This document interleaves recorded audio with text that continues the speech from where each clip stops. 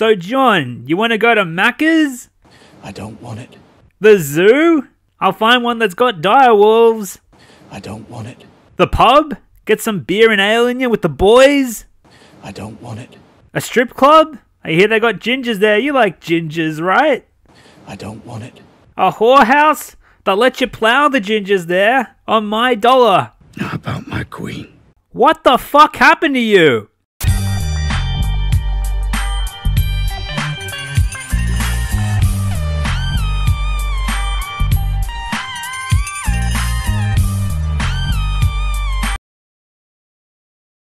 Hello again, ladies and gentlemen. I am back, and more specifically, I am back talking about Game of Thrones, due to a much appreciated heavy amount of demand from all of you.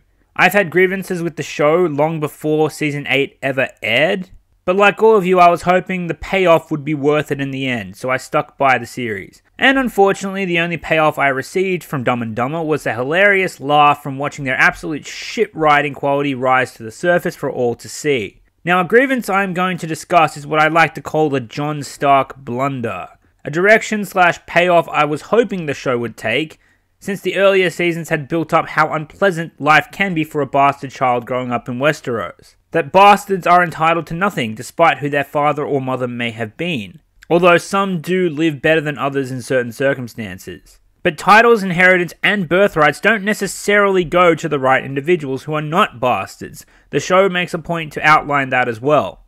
That a man's worth isn't determined by his label, but by his values, his actions, his deeds. Power doesn't have to be inherited if one is willing to earn it. The bastard child I am referring to is Jon Snow, of course, who in the show was revealed to have been the rightful inheritant of the Iron Throne and the Seven Kingdoms of Westeros. I'm not only going to discuss why Jon's story in the latter two seasons of Game of Thrones was poorly handled in terms of a payoff, but I'm also going to explain why the payoff we were led to believe, before our expectations were subverted in the most stupidest way possible, was incredibly stupid to begin with. Now, there's a few things I'd like to say before we begin. Firstly, this video will be judging the show and only the show, so facts in the show that I dispute for being poorly written or betrayed in the show is not a reflection or judgment on the books themselves. Secondly, I have not yet read the books. I've started reading the series from start to finish in order, and I'm still on the first book, in all honesty. However, I may make very slight references to the books based on specific passages that I have read and detailed videos on certain plot points that I have watched. But I'll try to keep it to a minimum. This video is about the show, let me make that clear. Thirdly, in regards to my other videos, we've covered the sharp decline of Game of Thrones Season 8 and the last 4 ridiculously bad episodes already. If you'd like to watch them back, along with this one as well, I've taken the liberty of organising them all into a very special playlist. And finally, it's worth noting that if you're after more Game of Thrones content, check out The Dragon Demands, excellent documentary style channel on the absolute retarded thought process that went into the show's latter seasons, Black Goat of Cahor, who makes short but hilarious compilation style videos, breaking down the stupidity of these two show writers, and finally, Order of the Green Hand, one of the most well-informed Song of Ice and Fire channels on this website. Now, without further ado, let's get into this shit. Jon Snow grew up in Winterfell as the bastard child of Lord Eddard Stark of the Castle of Winterfell and Warden of the North. Ned Stark was a highborn lord, and so Jon grew up as a highborn bastard. Though he's entitled to virtually nothing, he grew up luckier than most. Eddard Stark was one of the most honourable men to ever live, and the show writers make a huge effort to outline that. Jon Snow's upbringing, described in the opening of the first book of A Song of Ice and Fire, was much more flushed out, and described in his POV chapters, and it was detailed to be much rougher than the show would lead us to believe. Let's start with Catelyn Stark, shall we? Catelyn was twice the cunt to Jon that the show alluded her to being. Theon was still a piece of shit, and Sansa didn't acknowledge Jon because she was a spoilt little bitch. Now, the show does allude to Sansa being a bitch to Jon, when Jon and Sansa finally reunite in Season 6. Which, FYI, was the first time they ever shared a scene together, so good job, I guess, dumb and dumb fuck. Yeah, I know the book didn't show them interact with one another either, but still, it's a scene that would have helped with the reunion. We will get back to Sansa soon, but let's talk about Robb. Jon Snow and Robb Stark were shown both in the book and alluded to in the show as being incredibly close. They grew up as brothers and loved one another as brothers, though Jon did carry some resentment since they were basically the same age, but Robb was the trueborn of the family, so basically the equivalent of the golden child by today's standards. But he would be treated and received everything that John never would. Robb acknowledged that John was a bastard, but he never treated him as such, according to the show, and from what I have read in the books. Arya was probably John's most beloved family member because she always treated him as an equal. They adored one another. They were the outcasts of the family, and they always supported one another despite the status quos of their time in society. Now, this beautiful relationship is one of the reasons I'm immeasurably pissed at Discount Sandler and Logan's retarded cousin, because Arya and John had like 5 scenes with one another throughout the entire series. And their reunion after 7 seasons was incredibly rushed, and honestly, a little underwhelming to me, personally. But that aside, Arya treated him like family. True family. And lastly, let's talk about Eddard Stark, Jon's father, or alleged father, as he was led to believe in the show. In the books, you get to see a lot of Eddard's perspective on Jon. He clearly loves Jon fiercely and thinks of him as his son.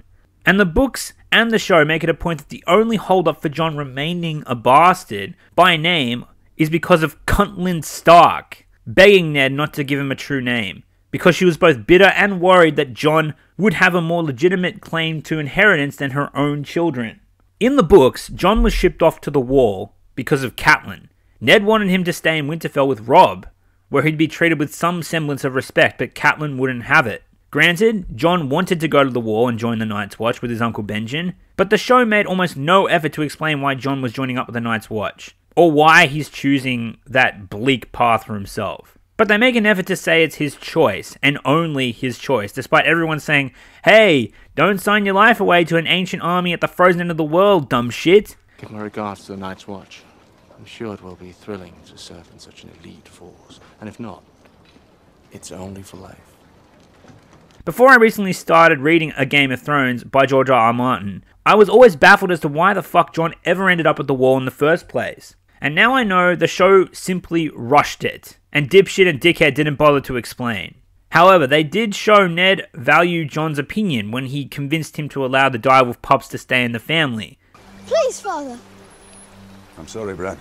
Lord Stark, there are 5 pups, 1 for each of the Stark children.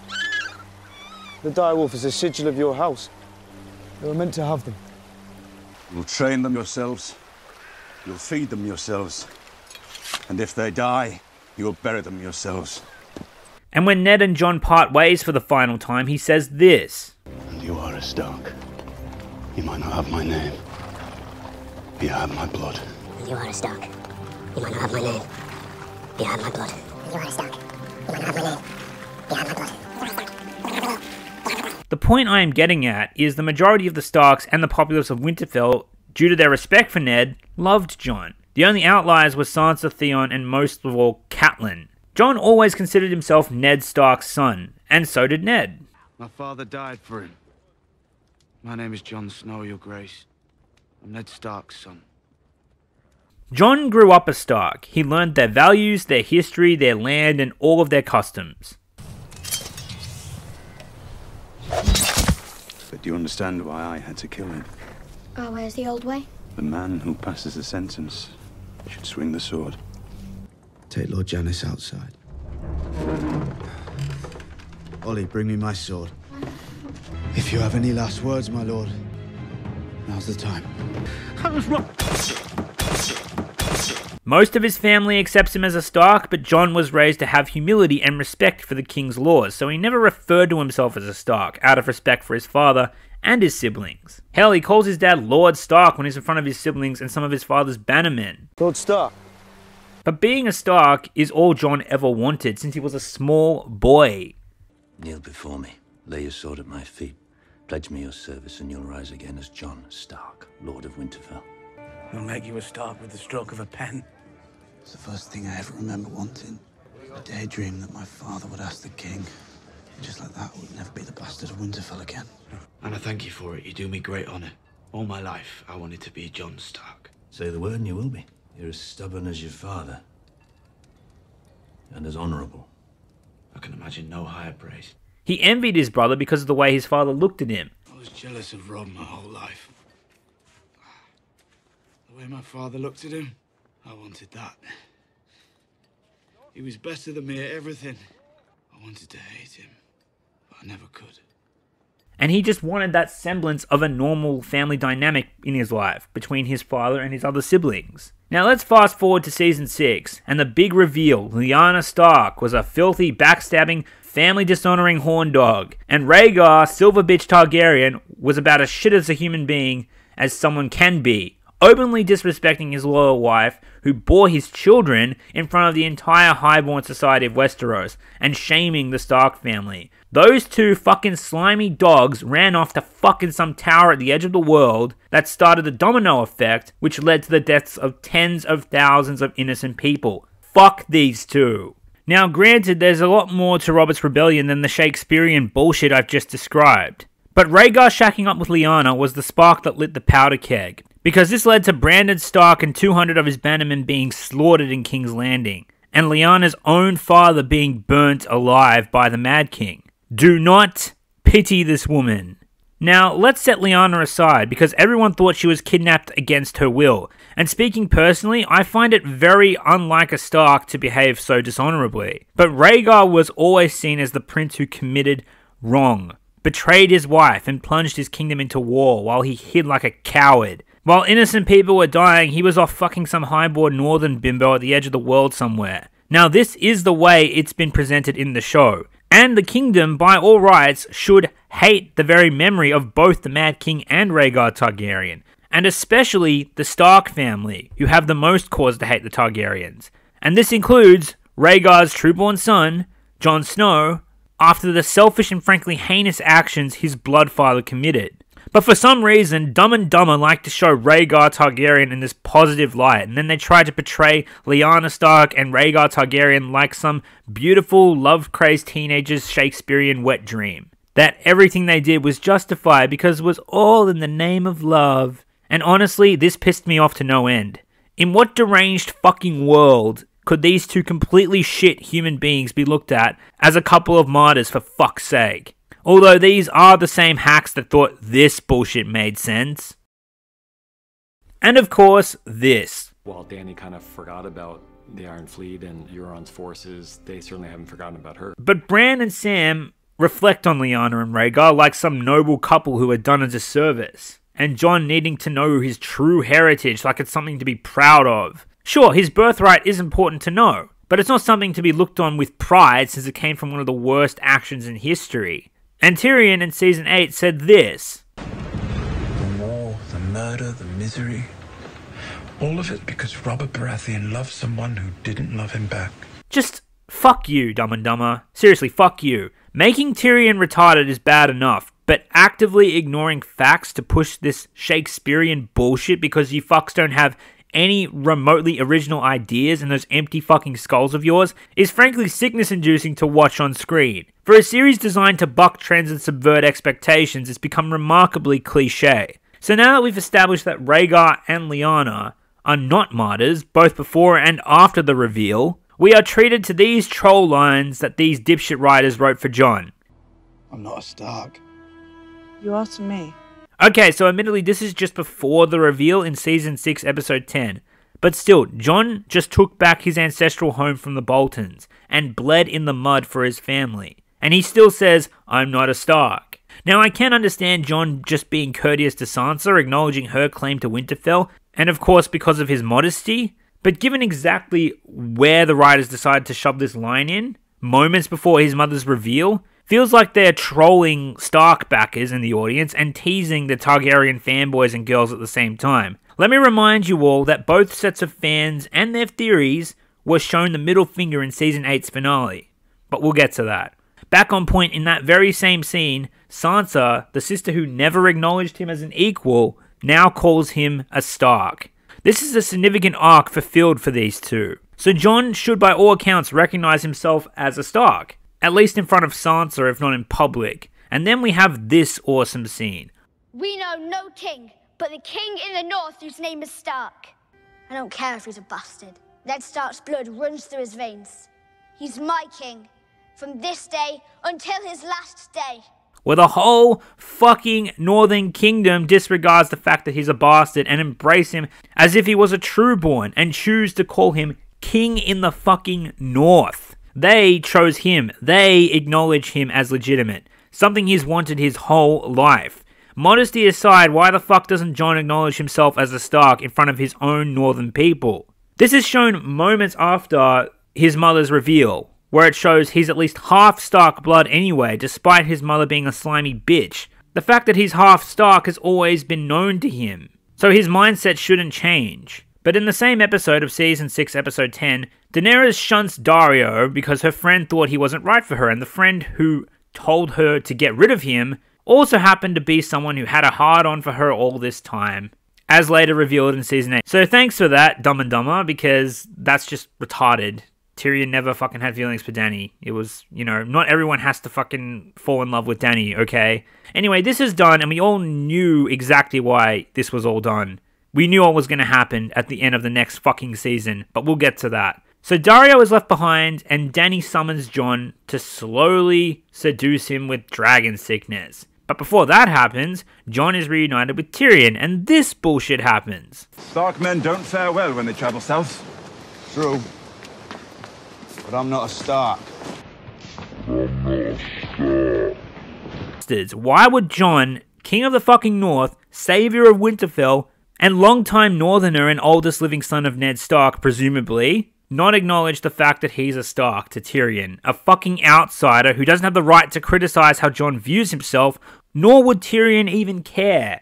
This is an obvious wink-wink at the audience, because it makes no fucking sense in context. And not only that, if Jon was the king in the North, wouldn't he just fucking legitimize himself? Stannis had only a claim to the throne, and was willing to legitimize him. So why couldn't Jon? It really gets on my nerves how the writers, for some fucking unknown reason, place such high fucking prestige on being a Targaryen. Claim to the throne aside, they're shit people, or at least primarily shit people, over the past 50 years in Westeros. Fuck the pride of being a Stark, guys. No. Jon's a Targaryen. And he knows that's much cooler, despite the fact that his blood father was a piece of shit and his mother is a Stark, and he was raised by Lord fucking Eddard. This Targaryen hard-on the writers have is also reflected in how they portrayed Dany in earlier seasons, having people just flock to her for apparently no fucking reason, and everyone just falling in love with her for no apparent reason as well, other than the fact that she has a good set of tits like millions of other wenches in the world. Do you see why I refer to Dany's cunt as dragon sickness? But yeah, apparently Targaryens are just irresistible, it seems. Not to mention Dany makes a ton of questionable decisions, at least up until Season 8, and she's always portrayed by the show writers as the righteous one. This is probably the biggest reason why I grew to hate Daenerys' character in the first place, long before Season 8 ever happened. And even though I liked this scene, why did the writers have Barristan portray Rhaegar in such a positive light? Rhaegar never liked killing. He loved singing. And what did you do with the money? Well, one time he gave it to the next minstrel down the street. One time he gave it to an orphanage in Flea Bottom. One time we got horribly drunk. Again trying to make him a martyr. Ladies, Rhaegar was handsome and he sang to peasants and he plunged an entire kingdom into war, all in the name of love. Isn't he dreamy? And yeah, it's like they're having Jon disregard his Stark roots before he even knows where his blood came from. Because they want to butter up the fan fictions people came up with of seeing Jon and Dany shacking up with one another, and Jon receiving a Targaryen name and inheriting his kingdom, and Jon and Dany ruling over the kingdom as his husband and wife, echoing the incest of past Targaryen relationships. Now again, I'm down for Jon becoming king, but for him to turn around and say, oh, I pronounce myself as Aegon Targaryen now because I'm full-on Targaryen, and it's a proud name that I'm proud to have, from a family I never knew, nor cared about, and committed heinous, vile acts in the past, not to mention the motherfucker I'm named after laid conquest all over Westeros, likely killing many innocent people. It just wouldn't happen. Why the fuck would Jon embrace his Targaryen roots? Who fucking gives a shit about the Targaryens? Before I get back to Jon and Dany, I need to point out the interaction between John and Theon at the end of Season 7. Our father was more of a father to you than yours ever was. He was. And you betrayed him. Betrayed his memory. I did. But you never lost him. He's a part of you. Just like he's a part of me. You don't need to choose. You're a Greyjoy. And you're a Stark. So Jon tells Theon that he's a fucking Stark, because he was raised by Eddard despite having no blood ties to the Stark family. and having only spent half of his life in the North, and after the fact that Theon betrayed his father and his family. But Jon refuses still to acknowledge himself as a fucking Stark. Because why?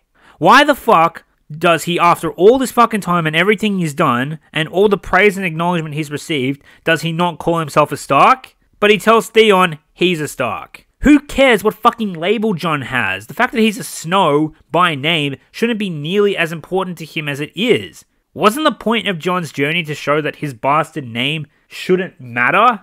Because he's always been a Stark by blood, his deeds and bravery earn him praise, not his birthright, despite being heir to the throne this whole time by law. And despite him being born in the South, he's been raised in the North, as a Northerner, as a Stark. So why isn't he staying true to his roots, when his father wasn't the one who raised him, when in fact it was Ned Stark, his uncle, who is still a blood tie? He may have been your father, boy, but he wasn't your daddy. Anyway, back to Jon and Dany. Everyone knew what fucking fanfiction was going to play out on screen, so I won't go into it too much. But their first encounter I honestly adored watching, because Jon was the first person to stand up to Daenerys in fucking forever, and not just fucking flock to her like Dario, Barristan, Jorah, and the rest of her fucking pussy squad. Hell, even Tyrion didn't put up much of a fight before becoming Daenerys' bitch. So yeah, I was happy with their first meeting, and then straight after, Davos is like, I saw you looking at her tits, Johnny boy. And I was just like, for fuck's sake, Jon. The dragon sickness got you too. I thought you had a set on you, boy. And unfortunately for Jon, it only gets worse from here. Let's see what Dumb and Dumbfuck have to say about this. And it's conflict between powerful people, and then to make it all even more complicated, they're starting to be attracted to each other. Why? And so much of it is not from dialogue or anything we wrote, it's just two of them in a small space, standing near each other, and us just watching that and feeling the heat of that. Why? And then of course there's Jon Snow. You definitely get the sense that he's become quite important to her in a pretty short amount of time. Why? I think that when she sees him return on the back of his horse, that's a big moment for her in terms of the way she feels about him. Why? I don't think either one of them really knew exactly how powerful their feelings were towards each other until these moments. Why? Just the notion of falling for someone, that involves weakness. It's not something a queen does, but she feels that happening. He feels it happening for her. Why? It's kind of hard for her at that point, I think, not to look at this guy and realize that this is not like the other boys. Why? He overhears from Lyanna Aegon Targaryen, and that means he's the rightful heir to the Iron Throne. That changes everything. Why?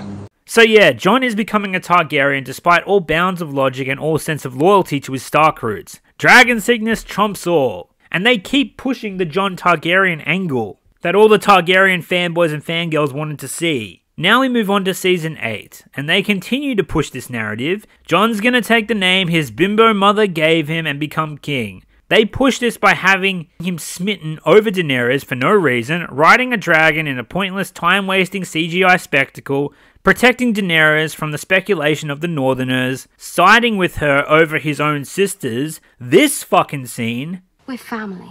The four of us. The last of the Starks. I've never been a Stark. You are. Just as much Ned Stark's child as any of us. You're my brother. Not my half-brother or my bastard brother. My brother. I've never been a Stark. This fucking scene... If it's a boy, we want to name him Jon. I hope it's a girl. And this fucking scene...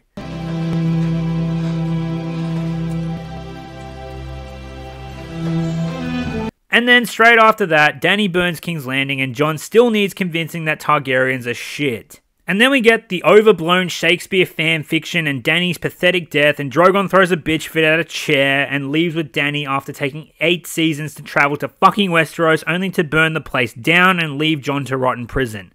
So the whole Aegon Targaryen angle was just fucking abandoned because they wanted Bran to have a more comfortable fucking chair and pretend like they're a couple of geniuses, when in reality they've just pissed off millions of people around the world. And they have just invited those people invested in the ascension of Aegon Targaryen to the Iron Throne to torch both of their fucking houses to the ground. Now I do feel bad for people who were invested in that ending, and make no mistake, that is the ending that they were baiting. They can deny it all they want, but they alluded to it many, many, many times. There was just no payoff for it at all. But that ending would have still made no sense by all logical standard that the writers have set up in the show, with who Jon is as a character and how they've set up the universe in the context of the show itself, because of what I've spent the majority of the video discussing. Let me tell you what would have been a much more feasible scenario. And let me just say, before I start this one off, I hate the criticism people levy against art that's along the lines of, that's bad because it didn't do this, or it's bad because it didn't happen how I wanted, or this scenario would have been so much better if it happened this way. Because it's easy to look from the outside into another person's work and pick it apart. Like, I'm one of the people on the internet who condemns the Star Wars fanboys who threw George Lucas under the bus and ran the prequels into the ground, because a lot of those arguments were bullshit. And without going into too much detail, because I've made several lengthy videos on the matter, a lot of the arguments on the prequels don't stem far past this. Star Wars isn't supposed to be like this. Star Wars isn't supposed to have this. Or this shouldn't have happened. Wouldn't this have been much cooler instead? When those people forget that Star Wars, or at least the creative side of Star Wars, doesn't belong to them, or their fan fictions. It's one man's vision, the creator's vision, and if the creator wants to make certain creative choices, that's perfectly within their right, and you can't condemn something for not doing what you wanted. You need to explain why the creative choice in its own right is flawed, or why what the original creator did is inconsistent in itself, and this needs to be judged case by case. But with that said, fuck Benioff and Weiss, because they are adapting the original creator's work and fucking coasting off it, so I'll criticize whatever the fuck I want. And on the grounds of inconsistency in their own writing, I'll explain why this ending would have been much more sensical for Jon's character. And this is why I titled the video the John Stark Blunder. Now, I'll keep this brief, but here we go. First of all, scrap the fanfiction, fangirl, Shakespearean bullshit with Jon and Dany. Just kill it, root and stem. In all honesty, I can understand why Daenerys falls for Jon, but I have no fucking idea why he falls for her. It's too rushed to be taken seriously, it makes little to no sense, and ultimately leads nowhere. In fact, it damages both characters. Make Dany fall in love with Jon, but have him not reciprocate. This could add to her latening madness slowly. Have Jon acknowledge and be more faithful to his Stark roots. Have more scenes with him and Arya, for fuck's sake. Have him embrace being King of the North. And don't have him bend the knee to Daenerys. Hell, have Dany rescue him from beyond the wall and agree to help him with the Long Night. But have him keep his testicles intact. Have him tell her that after the Long Night, he will help her take King's Landing because he hates the Lannisters even more than she does. But still refuse to bend the knee. Have the Long Night. Have them win, have Dany go down to King's Landing with Jon, have Dany go mad and burn King's Landing to the ground, just make it much more believable this time, and have Jon finally embrace his destiny by frontlining a final skirmish with the Northmen to kill Dany and her troops before she can lay waste to another kingdom. Jon would have the throne, and he would keep it for a short time. Now, I personally believe he's best suited to rule, but I can believe that Jon would relinquish the throne because he never wanted it anyway. He took the role of King of the North because they chose him, true. But Jon has no ties to the South. He was born in Dorne, sure, but he grew up in the North. He belongs in the North. Hell, Daenerys had no ties to Westeros. She spent most of her life in the East, and she earned the throne of Meereen. So if Jon proclaimed himself king and made some kingdom-altering decisions in his time on the throne, such as changing the laws concerning bastard children, naming the new Lords of Dorne, Highgarden, or whatever, and above all else, announcing himself to the world as John Stark, ridding himself of his bastard name and retiring to a life well earned, and have the closing shot of the series be Jon seeking out the wildlings who had found peaceful lands south of the Wall, leaving Sansa as Lady of Winterfell, and have him smile before it fades to black. Done. Jon is no longer a bastard, Westeros has a new king leader, or council, that isn't Jon, and Jon ends up with the wildlings of his own free will after fulfilling his arc and giving up the throne he never wanted. It's not a storybook ending, but it makes some semblance of fucking sense to what we fucking got in the Game of Thrones finale. And there's actually a fucking payoff. Wow, what a fucking concept. A payoff for the audience that doesn't break logic and mildly subverts expectations. Who fucking knew that was possible? Look, I know it's not perfect, and feel free to leave your own scenario in the comments, but I'm sure most of you will agree it's better than the finale to Jon's character arc that we got from Dumb and fucking Dumber. Thanks for watching, everyone, and I'll see you next time.